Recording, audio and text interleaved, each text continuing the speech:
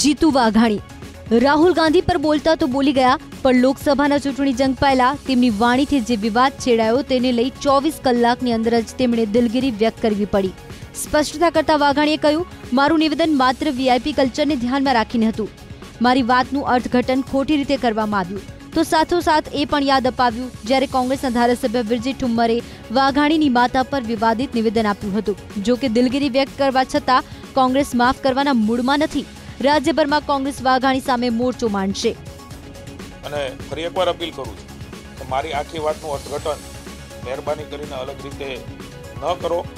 જેમ એકવાર બોલી જવું, કોઈની લાગણીઓને ઠેસ પહોંચાડો અને ઈરાદાપૂર્વક બોલવું। આપણે ત્યાં ભાષણમાં જોવું હશે, કદાચ ભૂલમાં બોલાઈ ગયું હોય તો ચોક્કસ એને માફ કરી શકાય। ચોક્કસ હેતુ સાથે અને જે રીતે બોલવામાં આવ્યું છે એને કદાચ માફ ના કરી શકાય।